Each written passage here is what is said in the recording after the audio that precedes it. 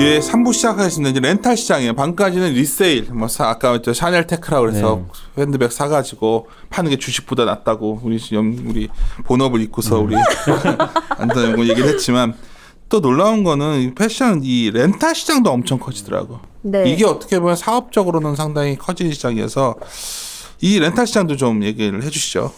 렌탈 같은 경우는 이제 리세일이랑 같이 발달하고 있다라고 봐주시면 될 것 같고요. 왜냐면 제가 앞서서 일부에서 말씀을 드렸는데 이제 내 것이라는 소유의 개념이 없어졌거든요. 그래서 이제 그렇기 때문에 이제 뭐 남들이 썼던 것도 상관이 없던 리세일도 발달하게 되는 거고 남들이랑 같이 입는 이런 공유의 경제 개념이 패션 시장에도 적용이 되면서 이제 옷을 사는 대신에 빌려 입는 이런 추세가 굉장히 좀 활발하게 발달되고 있습니다. 그래서 밀레니얼 세대의 소유 개념이라던가 이런 소비 형태 변화에 따라서 의류 렌탈, 리세일이 이제 패션의 스트리밍 서비스로 자리를 잡으면서 굉장히 좀 빠르게 성장을 하고 있고요. 이런 패션의 구도 그리고 렌탈 경제가 소비자한테는 이런 새로운 패션 소비 방식이라던가 새로운 트렌드 경험을 제공하는 반면에 이제 업계 플레이어들한테도 새로운 수익 모델을 제공하고 있습니다. 그래서 유통업체뿐만이 아니라 뭐 여러 가지 또 말씀을 드리겠지만 또 브랜드 업체들도 활발하게 오히려 리세일보다는 렌탈 시장을 먼저 좀 필두로 해서 진출을 하고 있는 상황입니다. 그래서 페이지 한 48페이지 봐주시면 이제 가장 일반적으로 생각할 수 있는 건 의류 대여 업체입니다. 그래서 가장 유명한 업체는 렌트 더 런웨이라고 미국의 이제 의류 대여 업체이고요. 이름 잘 졌다. 렌트 더 런웨이. 런웨이를 내가 빌리겠다. 런웨이를 나의 옷자 속으로. 말 그대로 진짜 이런 의미이고요. 얘네들이 이제 처음에는 미국이나 사실 유럽 쪽에서는 파티 문화가 되게 발달되어 있잖아요. 그래서 드레스나 이런 것들을 사실은 사기에는 부담스럽고 한두 번 입고 뭐 똑같은 드레스를 입을 수도 없고 그래서 이런 것들을 이제 하버드 MBA 출신 여학생 2명이서 디자이너 드레스를 이제 필요할 때마다 빌려 입으면 어떨까 하는 생각에서 이제 창업한 2009년에 창업한 이런 스타트업 업체예요. 겨울에 모피 같은 거 잠깐 있잖아요. 우리나라도 그 업체가 있더라고. 내가 몰랐는데 우리 오리나 연구원이 전에 한번 밍크를 막 매일 가서 입고 다녀가지고 내가 야, 넌 밍크가 도대체 몇 개 갖고 있는 거냐? 했더니 해서 했더라고. 그런 업체들. 그래서 파티복 같은 거나 정말 겨울에 그런 것들은 가능할 것 같다는 생각이 들더라고요. 네, 근데 이제 그런 걸로 시작을 했지만 얘네들이 지금 엄청 커지게 된 게 사실은 상장을 더 리얼리얼이 상장했기 때문에 그거를 소개를 해드렸지만 실질적으로 미국에서 더 크게 수요가 있고 그러니까. 미국인 여성들의 70% 이상이 사용하고 있는 건 렌트 더 런웨이거든요. 그래서 그런 파티복뿐만이 아니라 얘네들이 이제 구독 서비스를 시작을 하면서 이런 일상복, 직장인 여성들을 대상으로 뭐 직장복, 뭐 아니면 데이트할 때 필요한 거, 여름휴가면 휴가철 의상 뭐 이런 식으로 굉장히 다 모든 것들을 머리부터 발끝까지 의류, 뭐 액세서리, 뭐 백, 신발까지 다 렌탈을 해주는 업체로 좀 발달을 해서요. 현재는 지금 미국에서 1위 렌탈 업계에서 자리 유지를 하고 있고 한 달에 한 89달러만 내면은 계속해서 옷을 무한대로 빌려 입을 수 있습니다. 그래서 패션계의 넷플릭스라고 불리우고 있고 옷을 뭐 이렇게 배송을 해주는 건가요? 제가 이거 실질적으로 뉴욕에 사는 언니한테 물어봤어요. 렌트 더 런웨이 사이트 들어갔는데 저는 사실 빌려 입고 싶은 옷이 없을 줄 알았거든요. 근데 최신 유행하는 옷부터 거의 브랜드가 1000개가 넘고 그래서 되게 비싼 하이 브랜드를 한국에 사는 게 되게 분한 표정이다 지금. 끌리니까요. 갑자기 그 텐션이 올라가면서 갑자기. 왜냐면 한 벌에 사려면 사실 7-80만 원 드는데 이런 고가의 의류를 내가 원할 때 언제든지 편리하게 배송시켜서 받아볼 수 있고 사실 저는 이게 진짜 수요가 많아라고 물어봤는데 사실 더 리얼은 모르겠고 내 주변에 다 사용하는 걸 렌트 더 런웨이다. 그러니까 내가 아까도 말했던 렌탈 비즈니스가 훨씬 커지는 것 같아. 왜냐면 시총 규모도. 한국 같은 경우는 사실 뭐 새벽 배송 이래서 뭐 택배 이런 게 되게 잘 발달되어 있는데 미국이나 유럽은 이런 게 좀 느리잖아요. 프로세스가. 근데 얘네들이 성공할 수 있는 게 굉장히 신속하대요. 오늘 시키면 내일 아침에 이제 다 배송이 되어 있고 집 앞에. 그리고 물건도 되게 다양하고 가격도 싸고 그리고 미국에는 되게 드라이 클리닝이나 세탁 비용이 비싸대요. 그래서 자신이 만약에 옷을 소유해서 이런 비싼 옷들을 입으면 이런 드라이 클리닝 비용이 부담이 되는데 그냥 빌려 입고 반납만 하면 세탁부터 뭐 이런 것들을 다 그러니까 알아서 이게 해주니까. 우리나라에도 다가와 있어요. 그 경복궁 런드리 근처 가면 한복 빌려 입는 가게들 있잖아요. 네, 네. 지금 한복하고 있지만 그것도 맞아요. 있죠.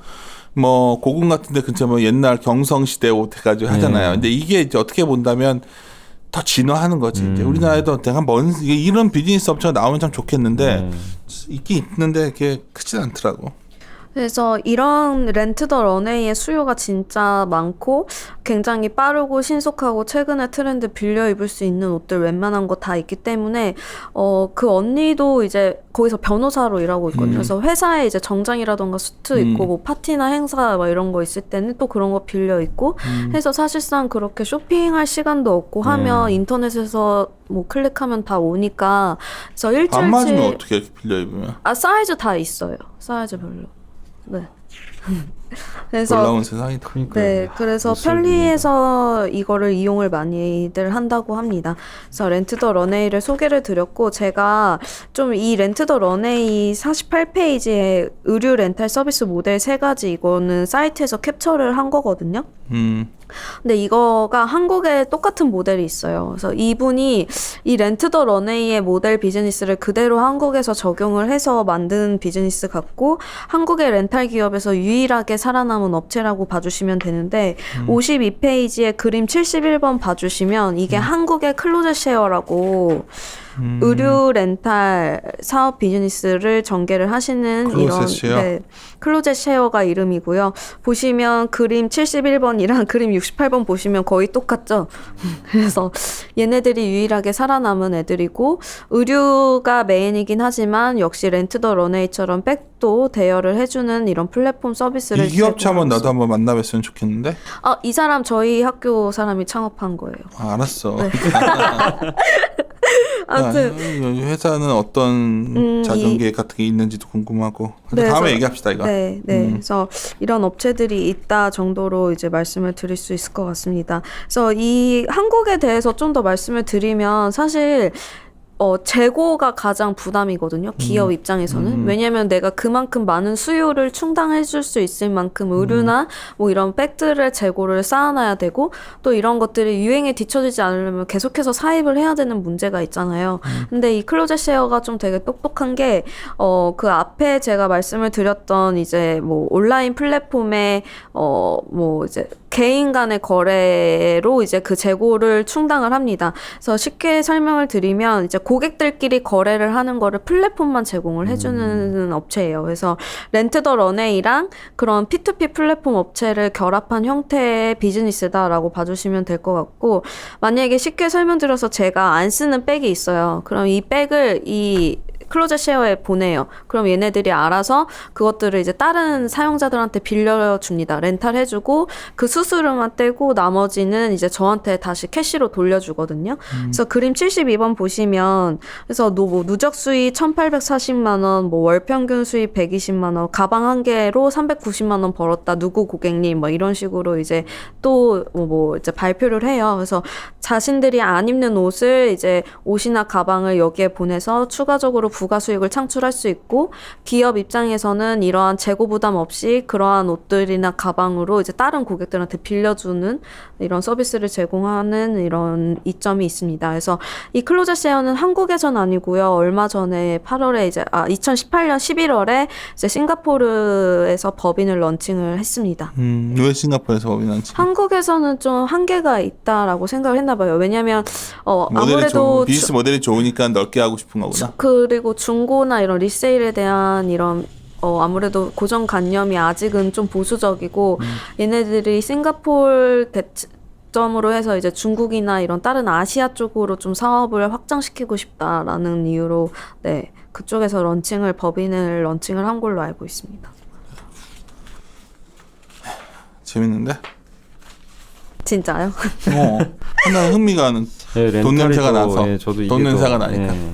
그리고 패션 네.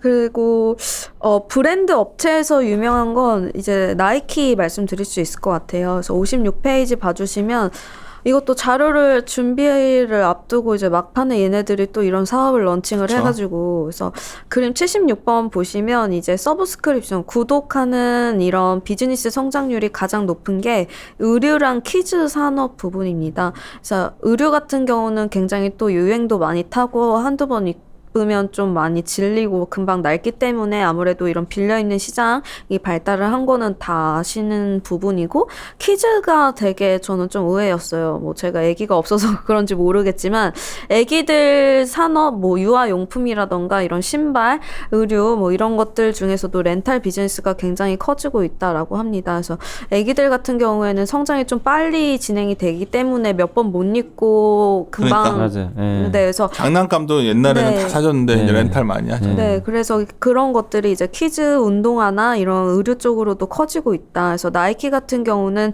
8월 12일이에요. 그래서 한 달 전에 이제 나이키 어드벤처 클럽이라는 이제 아동용 신발 서비스를 런칭을 했고요.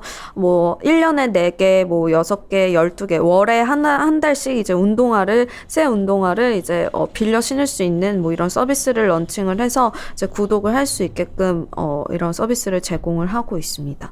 그래서 이제 57페이지, 58페이지 기업들 잘 정리해 주셨으니까. 네, 봐주시면 좀 디테일하게 여러 기업들 뭐 지역별로 리세일이나 렌탈 기업 실어놨으니까 참고해 주시면 될 것 같습니다. 예. 그럼 잠시 쉬었다가 마지막으로 종목들 한번 쫙 한번 훑어보고 네. 좀 더 하다가 안진아 연구원이 막 소리 지를 것 같아가지고 아니에요. 눈치 저 보면서 성격 빨리 진행하겠습니다. 예. 마무리 짓는 게 아니라 잠시 네, 쉬었다가 마무리 사부 지어요, 잠시 쉬었다가 사부 가겠습니다. 예.